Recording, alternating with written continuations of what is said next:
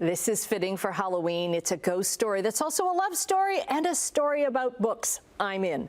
The Missing Pages is the new historical novel from best-selling author Alyson Richman, and she joins us this morning. So this is the real life story of, it's narrated by a ghost of a man who actually died on the Titanic, a book collector.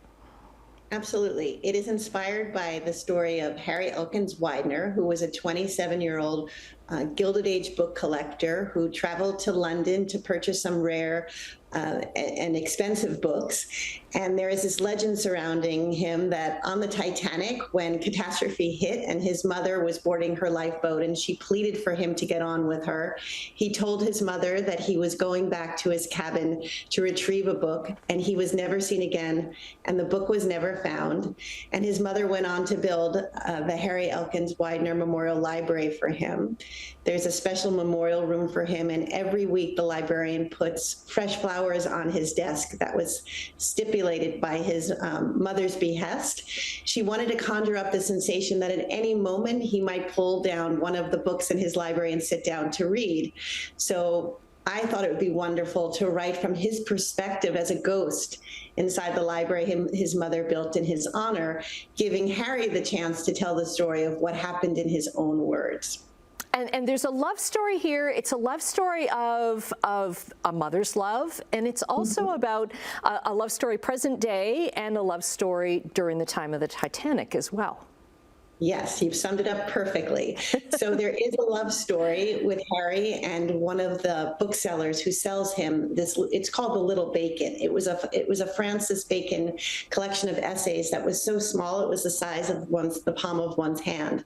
And so I created a love story about the woman who helps negotiate the sale for him. That's Ada. And then there's also a modern day story of Violet Hutchins, who is a sophomore at Harvard who suffered her own personal loss. And she finds herself in the library as a page working there. And she starts to believe that Harry's ghost is trying to communicate to her an untold chapter of his story, which is involved in the love story.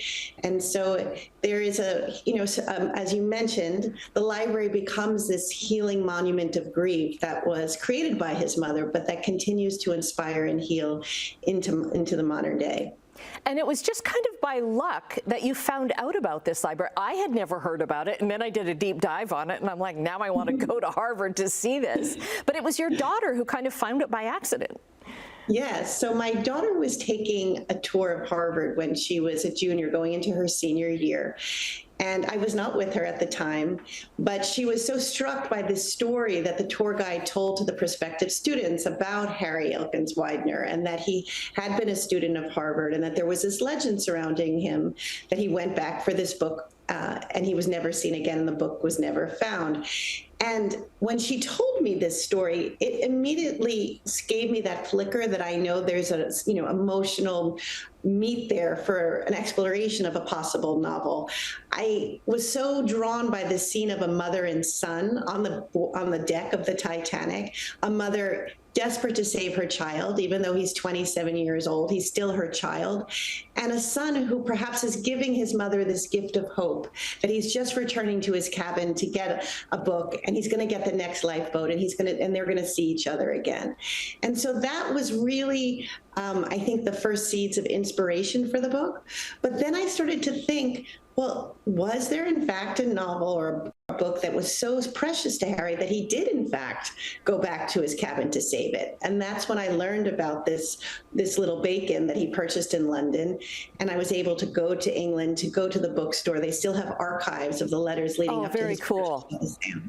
Okay, you've got lots of events, I know, and we'll get them up on our website. An event tomorrow in Toronto, and then one in Burlington and in Lincoln, Ontario on Sunday. We'll get the links up.